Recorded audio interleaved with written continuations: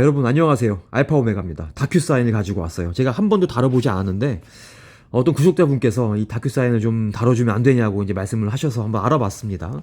일단은요, 다큐사인이 얼마 전에 실적을 발표해가지고 주가가 휘우 올라갔습니다. 그러면서 뭐라고 얘기했냐? 야, 드디어 다큐사인이 제대로 된 방향으로 가고 있구나라고 얘기를 했어요. 자, 주식가 차트를 한번 볼까요? 굉장히 많이 내려왔습니다. 거의 바닥이에요. 바닥이라고 볼 수 있는데 이게 바닥이 아닐 수 있죠. 더 내려갈 수 있습니다. 그렇기 때문에 이거 많이 내려왔다 이러고서 무턱대고 매수하시면 안 됩니다. 좀 한번 볼게요.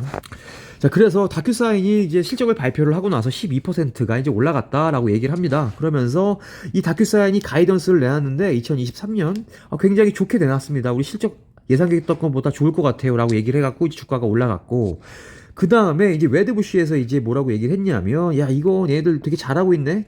이제 제대로 일하고 있네? 라고 이제 얘기를 하면서 호의적인 발언을 했죠. 그러면서 주가가 쫙 올라갔다라는 거예요. 자, 그러면서 이 지금 웨드부시의 이 애널리스트인 댄 아이브가 뭐라고 했냐면, 일단은 뭐 뉴트럴 레이팅을 줬습니다. 일단 매수는 아니에요. 뭐 바이도 아니고 홀드도 아니고 홀드 의견을 줬다 이거죠. 가지고 있어라. 그러면서 이제 목표가를 $55로 이제 얘기를 했죠. 그러면서 지금 컴퍼니 그 다큐사인의 서브스크립션 레비뉴 구독 매출이 지금 18%가 전년 동기 대비 올랐다라고 이제 얘기를 했고요. 그 다음에 월스트리트가 예상한 매출, 그리고 그 회사 자체 다큐에서도 지금 다큐사인에서 예상한 그런 예상치를 웃돌았습니다. 그래서 지금 그 다큐사인의 주가가 올라갔다라고 이제 이해를 하시면 좋을 것 같아요.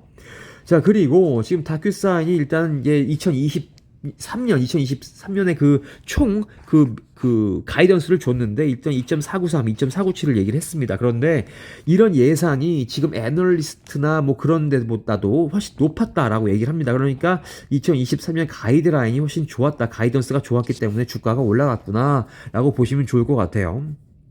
자, 그리고 지금 이 댄 아이브라는 이 애널리스트가 왜 얘네들의 레비뉴가 이렇게 강했냐, 매출이 강했냐라고 얘기를 했을 때, 지금 이제 어디서 더 이제 그 성장이 있었냐면 스몰 앤 미디엄 사이즈 비즈니스 마켓, 그러니까 대형 회사들이 다큐사인을 쓰긴 썼었지만 얘네들 말고 중소형 회사들이 얘네 다큐사인을 조금 더 이용을 하기 시작했구나. 그러면서 우리가 깜짝 매출이 나왔구나라고 이제 얘기를 했다고 합니다. 자, 그리고 웨드부시에서도 그렇게 얘기를 했지만 제프리에서도 얘네를 지금 커버를 하기 시작했는데 다큐사인을 일단은 홀드 레이팅을 줬고요. 목표가는 $50다라고 이제 얘기를 했다고 합니다. 자, 그래서 일단은 얘네들이 실적을 발표를 하고 나서 굉장히 좀 호의적인 얘기가 많이 나왔죠. 근데 이제 여기서 올라온 글, 스킹 알파에 또 올라온 글을 보면, 야, 이거 일단 3분기 실적은 좋았는데 야, 아직 살 때가 아니다라고 얘기를 하면서 매도 의견을 줬습니다. 얘는 오히려 셀 의견을 줬어요. 한번 얘기를 좀 들어볼게요. 자, 일단은 잘한 거부터 얘기를 하죠. 일단 레비뉴 올랐다. 18% 올랐고, 그 다음에 청구 금액도 전년 동기 대비 17% 올랐어. 그리고 여긴 좀 별로 좋지는 않은 얘기인데 거의 뭐 쌤쌤이에요. 0.58. 저번에 0.58이었는데 이번에 0.57달러가 나왔다. 넷 인컴이. 그리고 새로운 고객 수도 저번 분기에 44,000을 새로운 고객을 우리가 데려왔는데 이번 분기에 42,000 조금 줄긴 했죠. 그렇지만 뭐 괜찮은 것 같아요. 이런 것들도 있었고, 그 다음에 넷 리텐션 레이시 108%였다. 이게 뭐냐면 NRR이 뭐냐면요, 이게 저번에 110이었거든요. 근데 이번에 108이라는 건 뭐냐면, 이 A라는 고객이 있는데 저번에 이제 다큐사인 안에서 이제 이용을 하면서 만약에 예를 들어 100만 원을 썼다. 그런데 100만 원이었는데 110만 원을 쓴 거죠. 다큐사인 안에서. 근데 이번 분기에 봤더니 이 110만 원 쓰던 애들이 108만 원밖에 안 썼다. 그러니까 기존의 다큐사인을 이용하던 고객들이 이 다큐사인에서 내부에서 약간 뭐랄까요? 크로스 바이라고 해야 될까요? 교차 구매가 한 폭이 조금 줄어들었다라는 겁니다. 그러니까 이게 좀 줄어든 건 사실 좋지 않은 쟁조이기는 하지만 어쨌든 이렇게 나왔다라고 얘기를 했습니다. 자, 그래서 결과적으로는 지금 두 가지. 자, 레비뉴가 올랐죠. 그 다음에 non-GAAP income per share예요. 이것도 올랐습니다. 그래서 주가가 18%가 올랐다라는 거죠. 18%가 아니죠. 12%가 올랐다라는 거예요. 그날 그 주가가.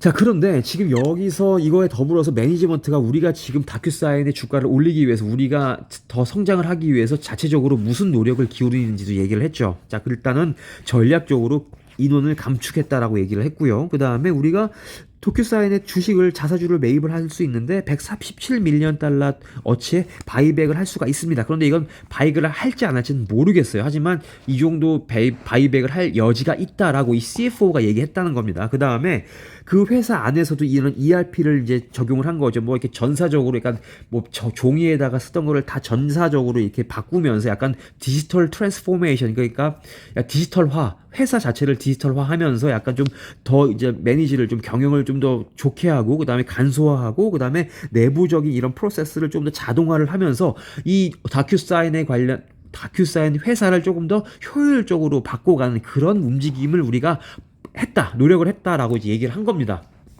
자, 그런데 이 사람은 이제 이렇게, 지은이는 이렇게 얘기를 합니다. 2023년이 만약에 우리가 예상했던 것처럼 경제적으로 만약에 굉장히 안 좋은 해라면 도큐사인에게 좋을 수밖에 없다라고 얘기를 합니다. 왜냐하면 이런 많은 회사들이 약간 비용을 줄이기 위해서 그들의 비즈니스를 간소화하고, 그 다음에 이렇게 사람들이 하는 이런 일 처리를 다 자동화를 함으로써 비용을 줄이려고 노력을 할 거기 때문에 2023년이 다큐사인에게 좋은 해가 될 수 있다라고 이 사람은 얘기를 합니다. 그런데 저는 이거랑 완전히 반대로 생각을 합니다. 왜냐면, 야, 이거 우리 내년에 돈도 조금 덜 벌 것 같고, 우리가 약간 지금 자금이 쪼달리니까, 우리가 지금은 약간 조금, 뭐랄까, 약간 뭐 좀 불편하더라도, 우리가 손으로 하고, 나중에 돈 벌면 우리 도큐사인에다가 얘기해가지고 자동화로 바꾸자. 약간 저는 이 다큐사인을 이용하는 걸 약간 좀 뒤로 미룰 것 같거든요. 이연시킬 것 같은데, 이 지금 글을 쓴 사람은 2023년에 많은 회사들이 돈을 못 버는 가운데 이 도큐사인을 도입을 해가지고 좀 약간 효율성을 올릴 것이다 라고 얘기를 하고 있습니다. 이거는 일단은 뭐 듣는 많은 사람들이 약간 좀 의견이 분분할 것 같긴 하지만 어쨌든 요 정도로 이해를 하시면 좋을 것 같아요. 자, 그래서 지금 다큐사인을 사기 전에 또 이제 우리가 기억을 해야 될 거를 이 사람이 얘기를 합니다. 이 사람이 이제 매니지먼트, 그러니까 다큐사인의 매니지먼트들이 그 어닝콜에서 이런 얘기를 하고 있어요. 얘네들도 약간 조금 실적은 잘 나왔는데 이런 얘기를 합니다. 야, 우리가 거래를 많이 했는데 거래의 규모가 조금 작아지고 있어라고 얘기를 합니다. 그리고 지금 많은 회사들이 IT 관련된 이런 예산을 세울 때 약간 좀 조심스럽다. 그러니까 돈을 조금 안 쓰려고 한다라는 겁니다. 그래서 우리한테 돈을 안 쓸 수도 있다라고 얘기를 하는 거죠. 그리고 지금 고객들이 늘어나는 숫자가 지금 줄어들고 있다. 우리 저번 분기에 44,000명의 새로운 고객이 들어왔는데 이번에 42,000명 들어왔죠. 요런 것도 한 예고. 그 다음에 아까 NRR, Net Retention Rate이 110%였는데 108%로 줄어들었다. 이거는 뭐냐면 결과적으로 다큐사인에다가 지불하는 돈이 점점 줄어들고 있다라는 겁니다. 여기 얘기 나오죠. NRR이 지금 110에서 108로 줄어드는 게 지금 바로 기업들이 다큐사인에게 약간 지불하는 돈을 점점점 줄이고 있다라는 거에 반증이다라는 겁니다.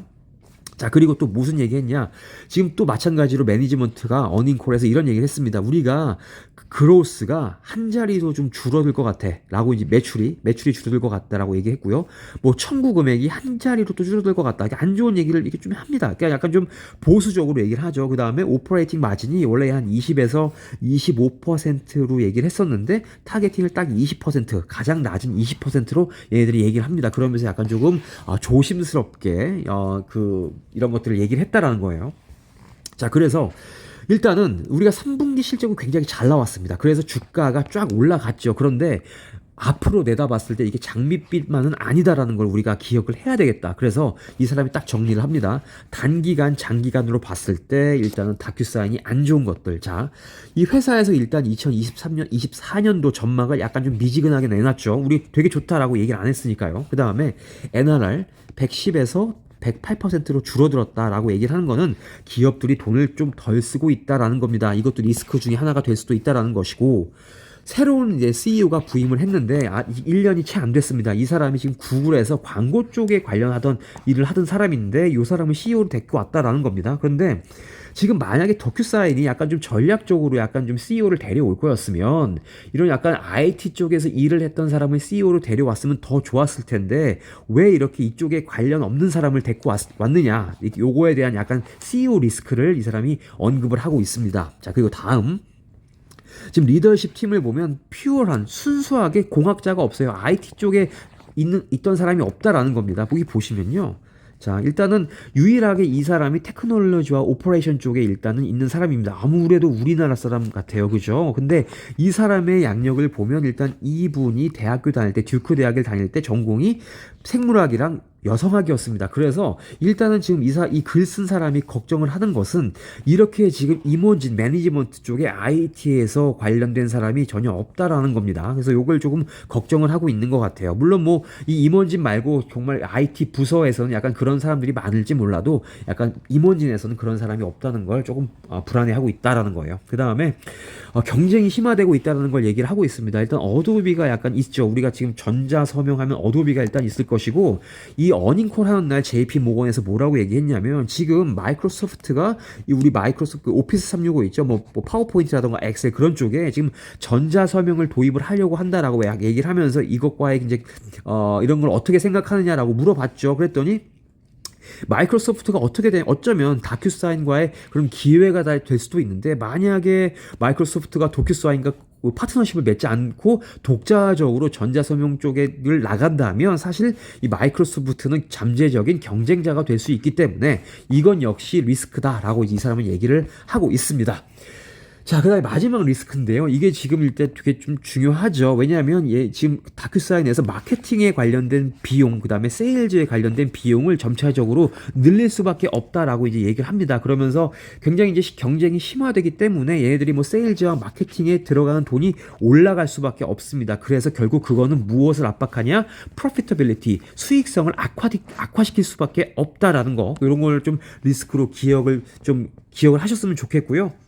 자, 그래서 일단 이 글을 마치면서 뭐라고 얘기하냐면, 다큐사인을 좀 이렇게 멀리 하늘에서 좀 내려봤을 때 좀 다큐사인이 이렇게 주가가 쫙 올라갈 수 있었던 것은 그 팬데믹에 대한 그런 이득이었다라고 이제 얘기를 했고, 팬데믹이 이미 끝났다라고 얘기를 합니다. 그런데 이렇게 주가가 쭉 올라가는 팬데믹 상황에서 다큐사인이 뭔가 운영적으로 약간 전략적으로 뭔가 개발한 게 있느냐? 없다라는 거죠. 이 회사가 그냥 예전 그대로 모습이다. 그렇기 때문에 일단은 주가가 이렇게 내려왔다라고 이제 얘기를 하고 있습니다. 그러면서 일단 다큐사인을 봤을 때 약간 오퍼레이셔널 메스 at the moment, 현재적으로는 약간 운영적으로 약간 뭐 이렇게 좀 메스라고 하면 엉망진창이다라고 이제 얘기를 할 수 있는데, 어쨌든 뭐 그렇게 좀 좋은 것 하나 좋은 거를 이렇게 찝어낼 수 있는 그런 상황은 아니다라는 거죠.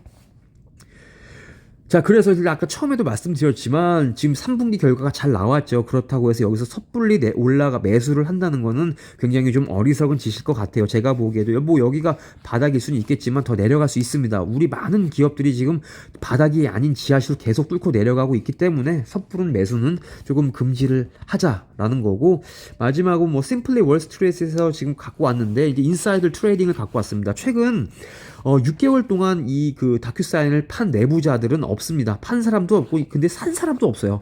좀 뭔가 뭐 다큐사인의 주식을 내부자들이 많이 샀으면 약간 이거 야들 내부자들이 사면 굉장히 좋은 거니까 우리도 좀 사볼까 하겠지만 이것도 전혀 없다라는 겁니다.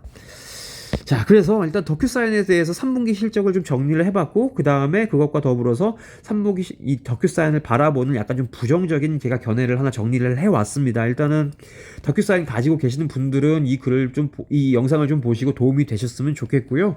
뭐 궁금하시거나 뭐 그런 거 있으시면 댓글 달아주시면 제가 조금 더 좀 찾아보고 댓글을 대답을 좀 해드리도록 하겠습니다. 일단 오늘 들어주셔서 감사하고 즐거운 오후 되시길 바랍니다. 안녕히 계세요.